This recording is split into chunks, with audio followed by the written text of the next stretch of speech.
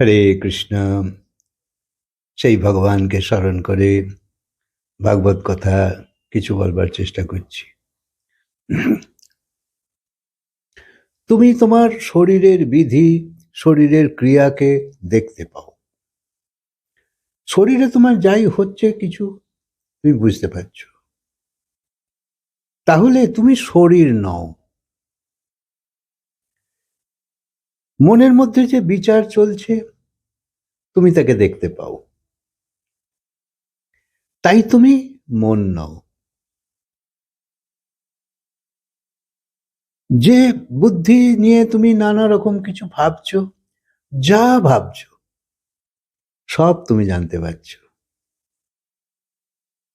এই ভেতরে যা কিছু তোমার মন বুদ্ধির মাধ্যমে যা কিছু হচ্ছে তুমি সব জানতে পারছো, অর্থাৎ তুমি এসবের সাক্ষী। তুমি মনও নাও, তুমি বুদ্ধিও নাও, তুমি শরীরও নাও। খিদে পেয়েছে শরীরে, তুমি বুঝতে পারছো, তার মানে তুমি শরীর নয়। জল তেষ্টা পেয়েছে শরীরের, কিন্তু তুমি বুঝতে পারছো। তাই তুমি শরীর, মন, বুদ্ধি এসবের বাইরে কিছু। তাই বললো যে তমসো মা জ্যোতির্গময়, মানে হে প্রভু, আমাকে অন্ধকার থেকে আলোর দিকে নিয়ে চলো।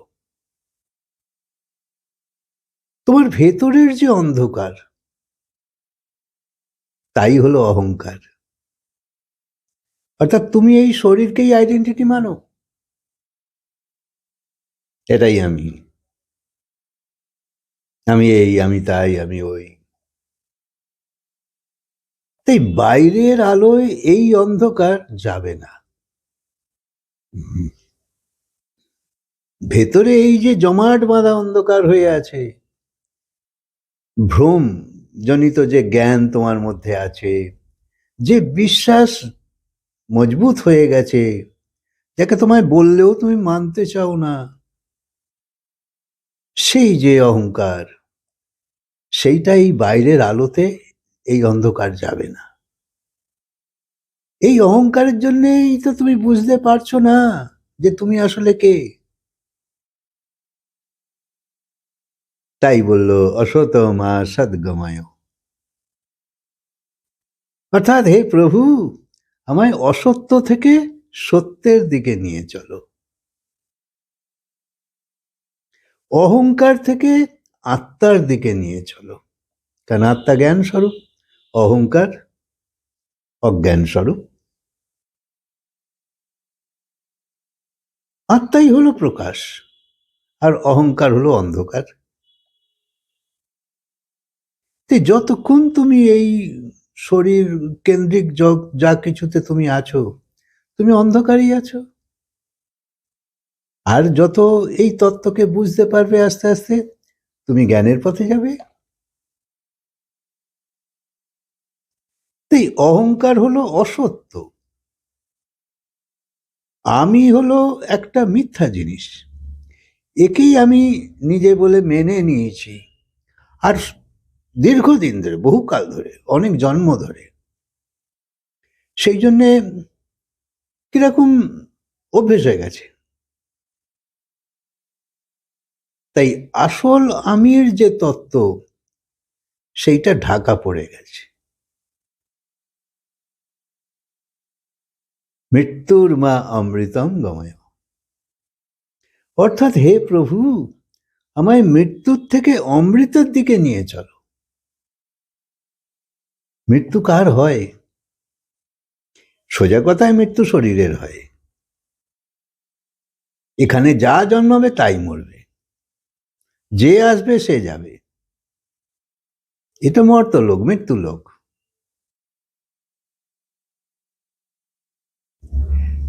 তাই মৃত্যু অহংকারেরই হয়। মৃত্যু শুধু মিথ্যা জিনিসেরই হয়, সত্যের তো কোনো মৃত্যু নেই। ভগবান বলিয়েছে ঈশ্বর অংশ জীব অবিনাশী, ভগবান সত্যস্বরূপ, তুমিও সত্যস্বরূপ। তাই সত্যের কখনো মৃত্যু হয় না। যা কিছু মরে সব মিথ্যা।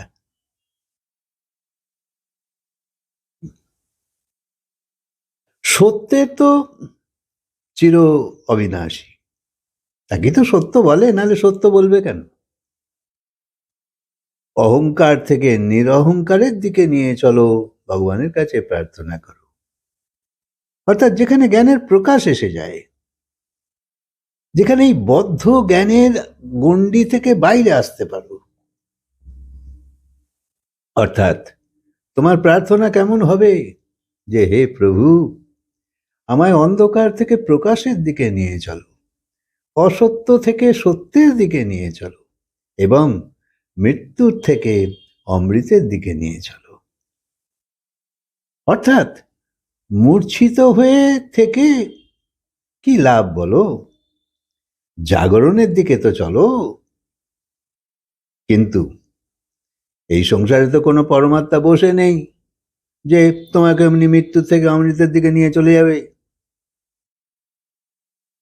তোমায় স্বয়ং যেতে হবে,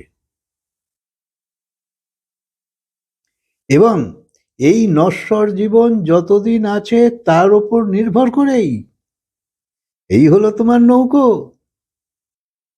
যতদিন জীবন আছে তার মধ্যে সেই অমৃতকে জেনে নাও। তাই গুরু রূপী যে নাবিক যদি পেয়ে যাও, তাহলে তোমার নৌকো ঠিক অমৃতের দিকেই যাবে। কারণ তোমাকেই স্বয়ং চেষ্টা করতে হবে। আর যদি তুমি দেরি করতেই থাকো বা হেলায় নষ্টই করো অথবা মানলেই না, তাহলে আর তোমার সেই অমৃতের দিকে তো যাওয়া হলো না। তাই জাগো জাগো, চলো দু কদম এগিয়ে দেখো না এখানে কি আছে। পরমাত্মা তো তোমার আত্মারই পরম রূপ, অন্য কিছু তো নয়। তাই তোমার আত্মারই পরম রূপকে পাবার আগ্রহ এসে যাক। সেই তো আলটিমেট সেলফ। নিজের ভেতরের আত্মার প্রতি যখন জাগৃতি তোমার আসতে থাকবে, সেটাই তো প্রকাশ। তাই গুরু প্রকাশ এনে দেয় অন্ধকারকে সরিয়ে, তাকে গুরু বলে। গুরু তো জ্ঞান দেয় না, জ্ঞান তো তোমার ভেতরেই আছে, জ্ঞান তো দেয়া নেওয়ার জিনিস নয়। গুরু খালি অহংকারের পর্দাটা, অন্ধকারের পর্দাটা সরিয়ে দেয়, জ্ঞান আপনি বেরিয়ে পড়ে। আর যত তুমি এই জ্ঞানের পথে না যাবার ইচ্ছাই রাখবে, অর্থাৎ আমি যেরকম আছি বেশ আছি, যা আছি ভালো আছি, বেশ মস্তিতে আছি, অত ভাবনার কিছু দরকার নেই, যদি এই নিয়েই থাকো, তাহলে যাওয়া আসা চলতেই থাকবে। আর তোমার বুদ্ধি অহংকার নিয়েই থাকবে। অর্থাৎ কিনা তোমার মধ্যে সেই প্রকাশের অভাব হয়েই থাকবে। তাই তোমার হৃদয়ে যে মন্দির আছে, যেখানে স্বয়ং সেই পরমাত্মার পরম রূপ রয়েছে, সেই মন্দির অবহেলিত হয়ে আছে। তুমি বাইরের মন্দিরে কত ঘুরছো, কিন্তু সেখানে তো তুমি ভগবানকেই খুঁজতে যাচ্ছ, দর্শন করতে যাচ্ছ, কিন্তু তোমার এই শরীররূপী মন্দিরের মধ্যে সেই তো আছে। তাহলে এই শরীর তো এক চলমান মন্দির, কিন্তু সেই মন্দিরের সেই ভগবানকে তুমি আমল দিচ্ছ কি? তাই তোমার হৃদয়ের যে মন্দির, সে শূন্য হয়ে আছে। তাকে কি দিয়ে ভরবে বলো? রাম থেকে ভরবে, কৃষ্ণ থেকে ভরবে, নাম থেকে ভরবে, ওঙ্কার থেকে ভরবে। তুমি অর্থ দিয়ে জীবনকে ভরাতে চাইছো, তাতেও তো তোমার অভাব রয়েই যাচ্ছে। তোমার পদ প্রতিষ্ঠা, মান সম্মান, ধন সম্পদ, শক্তি, পাণ্ডিত্য, এইসব দিয়েও তো তুমি ভরতে চাইছো। তাতেও অভাব থেকে যাচ্ছে। যতক্ষণ না সেই পরমাত্মার নাম জীবনে ভরবে, ততক্ষণ জীবন খালি থেকে যাবে। বেদ, বেদান্ত, উপনিষদ, তন্ত্রের জ্ঞান যা বলবে সেই সব দিয়ে ভরলেও মন রাজি হয় না, যতক্ষণ না নিরঞ্জন পাওয়া যায়, ওঙ্কার না প্রাপ্ত হয়, ততক্ষণ মন ভরবে না। তাই মনের পূর্ণতা প্রাপ্তির একটাই উপায়, সেই পরম স্বরূপের সঙ্গে জুড়ে যাও। একটা বিরহ সৃষ্টি হোক প্রভুর জন্যে,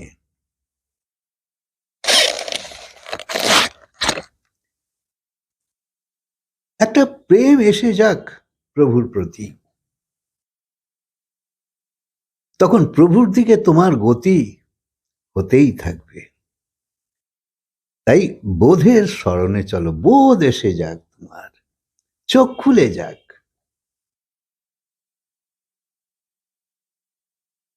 লৌকিক প্রেমে বিরহ তো বেদনাই দেয়, কারণ সেটা লৌকিক প্রেম। কিন্তু পরমাত্মার বিরহ তো পীড়া দেয়, কিন্তু সেই পীড়ায় আনন্দ আছে, বেদনা নাই। কেউ পরোপকারী মানুষ যদি পেয়ে যাও, যাকে ভগবান বুদ্ধ বলেছিল কল্যাণ মিত্র, অর্থাৎ কিনা গুরুদেব, তো যদি কোনো গুরুদেব পেয়ে যাও, খুঁজে খুঁজে পাবে না, তার ইচ্ছে হলে আপনি তোমার সঙ্গে সংযোগ হয়ে যাবে। কিছু দূর এগো তো, কেন গুরু দরকার ঠিকভাবে বোঝো তো, নিজেকে এর মধ্যে নিবেশ করো তো। ক্রমশ ক্রমশ যখন প্রয়োজন হবে, ভগবানই সব ব্যবস্থা করবে, তোমার কাতর হবার কোনো দরকার নেই, কোথাও দৌড়ে বেড়াতে হবে না। তাহলে নকল গুরুই পাবে, নিজের ইচ্ছে মতো বানাতে যেও না, আপনি হবে। তাই সেই কল্যাণ মিত্র একজনই হয়, সে হলো গুরু। গুরু যে সব সময় তোমার কল্যাণ চায়, সব সময় তোমার কল্যাণ করে, কারণ তার কাজই ওই, সে ভগবানের হয়ে তোমার সঙ্গে কাজ করছে, তাকে ভগবানের থেকে কিছু কম ভেবো না।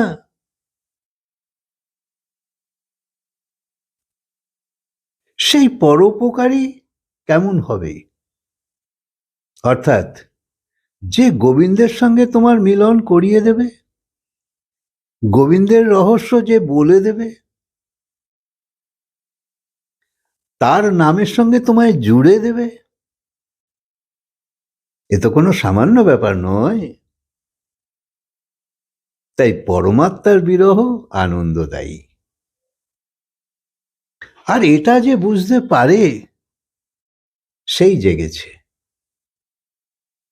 আর যতদিন ভগবানকে পেছনে রেখে ঘুরে বেড়াবে, সমস্যা অশান্তি তোমার পিছু ছাড়বে না। এটা সংসারের নিয়ম।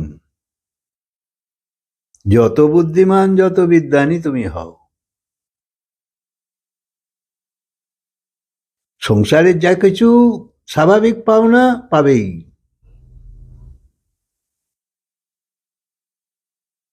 তাই সেই জন্য সন্তরা বিরহে থাকলেও মস্তিতে আছে। উপরে প্রসন্নতা, ভেতরে বিরহ।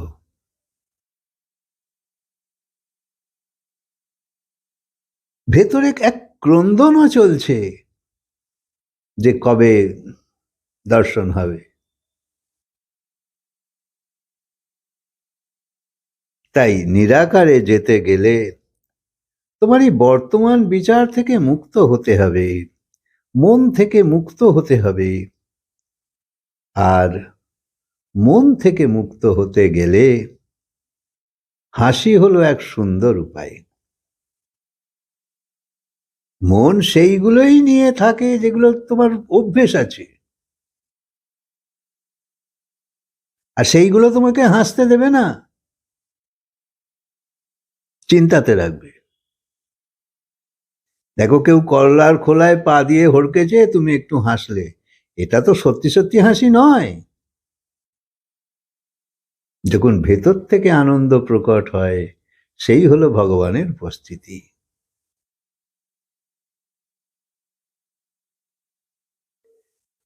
তাই যেই তুমি প্রসন্ন হচ্ছ, তখনই তোমার আর কারোর ওপর রাগ থাকছে না, তখন তোমার বিচার সব চলে যাচ্ছে। তাই পরমাত্মার সঙ্গে জুড়তে গেলে ভাবনা চাই, রোদন চাই, বিরহ চাই, প্রেম চাই, একটা ফিলিং চাই, না হলে হবে না। স্বাভাবিকভাবে এসে যাবে, জুড়তে থাকো এই সৎসঙ্গের সঙ্গে, নিরন্তর সৎসঙ্গ করো, একদিন দুদিন নয়, যতই জেনে যাও। দেখো, একটা অ আ লিখতেও কতবার অভ্যেস করতে হয়, তবে ঠিক মতন হাতে বসে।